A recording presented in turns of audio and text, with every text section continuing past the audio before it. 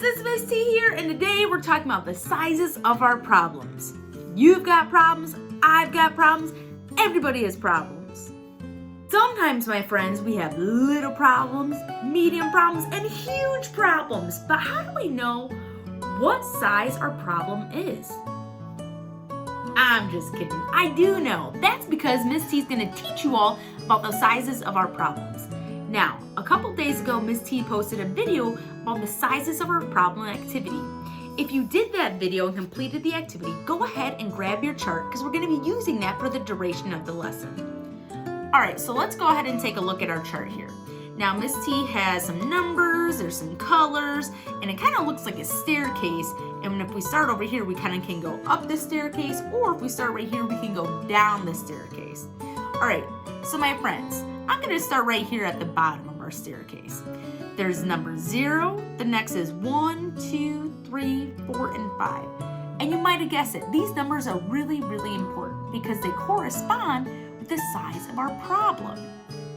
Something that's listed here as a 0 is probably a much smaller of a problem than if we go all the way up our staircase to number 5. 5 is the biggest problem that we can have. It's called an emergency. And the size of our problem really does matter because if something is listed as an emergency, it's much different than something that's maybe a really small problem and something that's called a glitch.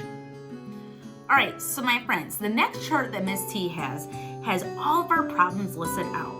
Now, something that you might find familiar are the numbers here listed on the side. You're absolutely right. Those numbers correspond again with the size of our problem. So our 0 is a glitch problem. 1, little problem, 2, medium problem, 3, big problem, 4, gigantic problem, and 5, an emergency.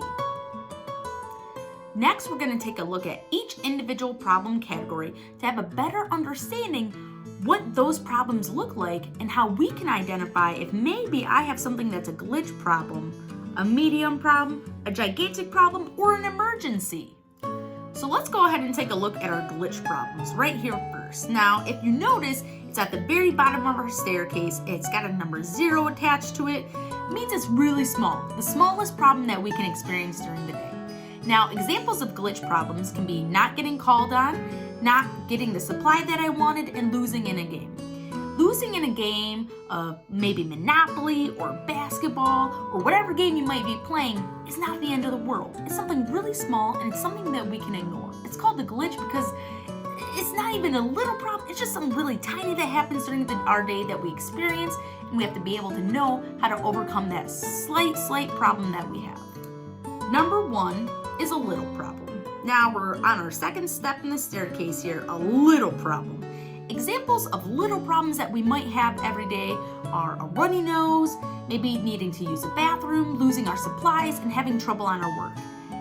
Everyone has these problems. We have trouble on our work, people have runny noses, and need to use a restroom. When that happens, it's not an emergency. We don't have to freak out about it. We know that we have to use a bathroom, and there's a proper way to go ahead and ask to use a restroom. If I'm having trouble in my work, it's not the worst problem that I can have. It's not an emergency or a gigantic problem over here. It's just something really little. I know that I can raise my hand and use my voice and ask the teacher for help with my work. So my friends, we just got done talking about our glitch problems and our little problems. Now, I'm going to consider these problems kind of our smaller problems, okay? These are usually problems that you and I can fix on our own. They can usually be ignored, and usually we don't really need too much help with that. We can stay in the green zone here. Really easy to solve those problems. Now, as we start moving on up here in the staircase, the more help that we might need. So this area right here is going to be considered our medium problem. So our next one is actually our medium problem number 2. And an example of a medium problem is someone is bothering me, or maybe I need something. So an example could be I'm sitting in class, I'm listening to my teacher, but my friend keeps talking to me and they keep bothering me. Now, I can use my voice and I can use my words and ask them to please stop bothering me. They may or may not, I'm not quite sure. But if they don't, I can go ahead and I can use my voice and raise my hand to ask the teacher to help me out with that situation. Problem number 3 right here is going to be our big problem. So again, we're still right here in the middle area in our staircase. A big problem is something that could be like a small accident. Maybe I spilled something, maybe I had a full water bottle or milk and it spilled everywhere. Maybe I fell down on the playground, I'm not feeling well, or maybe I'm bleeding. Those could be our big problems, and it's a big problem because if there's water all over the floor and I don't tell anyone, maybe somebody could get hurt. Or if I fell down on the playground and scraped my knee, I might be bleeding, so I need to go see the nurse and get some help with that. Alright, so we got done talking about this area right here, kind of our medium problems. Now this area right over here, we kind of got our red color right here and we got a black color, and this is towards the very end of our staircase. So these are going to be our really, really large problems, okay? Now, problem number 4 is actually called a gigantic problem. Examples of gigantic problem could be fighting, maybe someone is hurt, or there's destruction to the class. So if people have their hands on each other, they're being unsafe, not just to each other, but possibly to other people around. Or if there's destruction to the class, that's a really, really big problem, because here at school, we want to make sure that everyone is safe and secure. And our very last problem, my friends, is an emergency. An emergency is something really big that happens. Emergencies aren't just something that affect me, Miss T. It's something that affects a whole bunch of people, okay?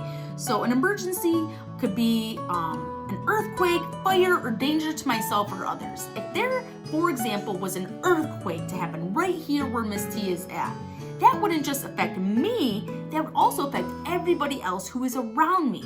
That is an emergency because it's not something that Miss T can problem solve on her own.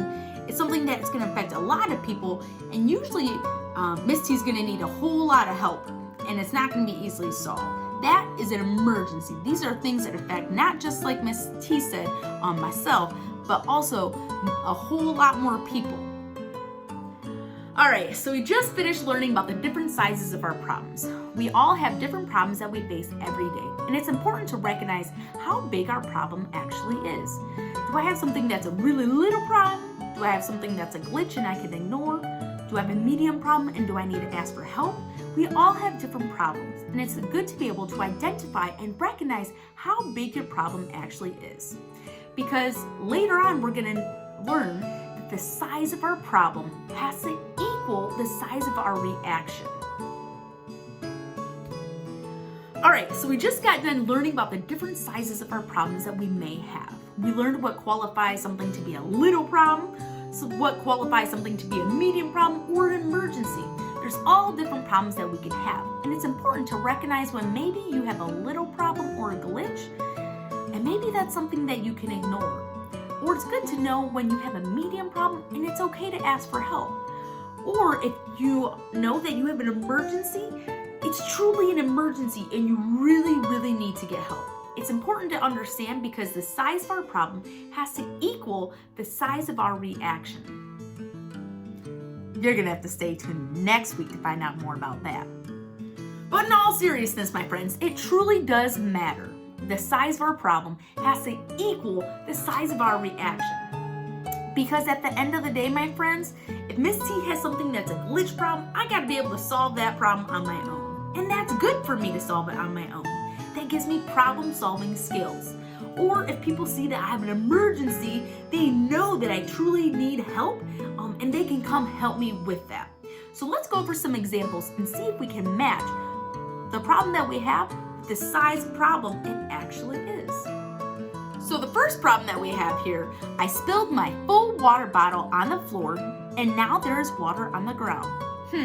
That's going to be a big problem right here. And that's a big problem because big problems are small accidents like this where people spill things. I don't want anybody to get hurt because I have water on the floor. They could fall, they could spill out in it.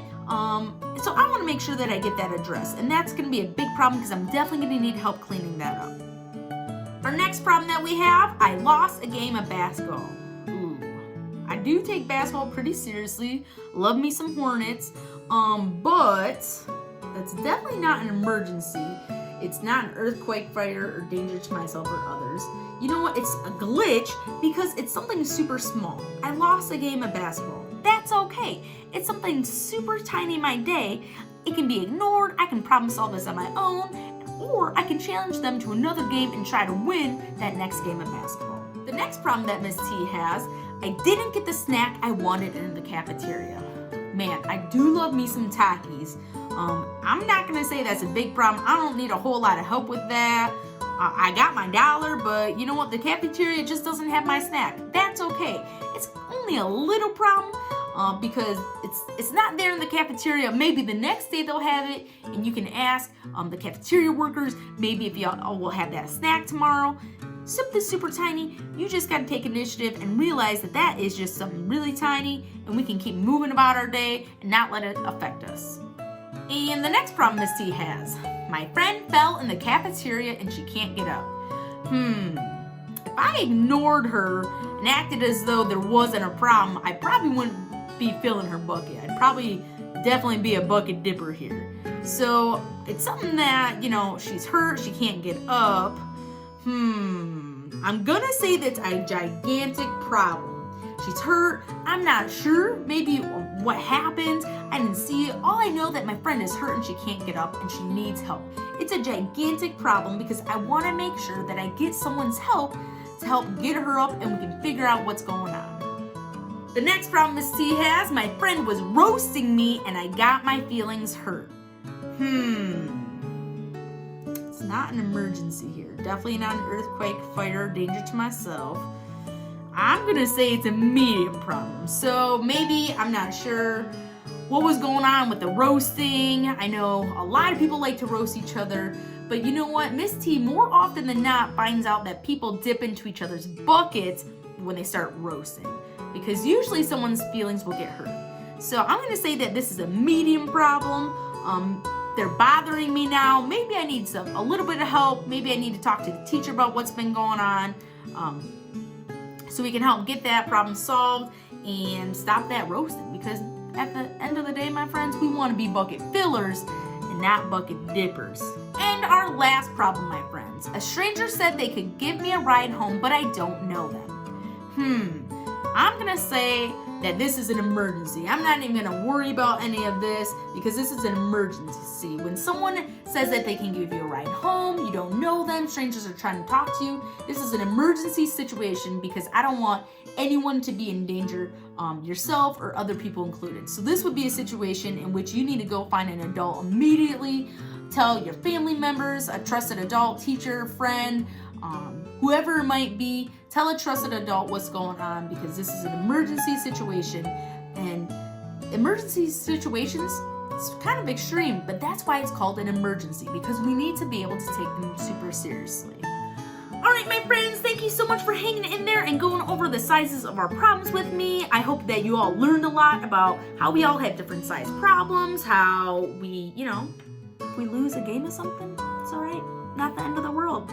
So my friends, make sure that you go ahead, watch this video so you can have your size of your problem activity. Use this chart to help you out. Go to Miss T's website. Got lots of activities for you all to do and to continue learning more about the size of our problems. And next week, we're learning about the size of our problem has to equal the size of our reaction. It's really cool stuff and it's super important. Y'all did a fantastic job. Can't wait to see you all. Be good, be kind, and find your bliss. Thank you, friends, and bye.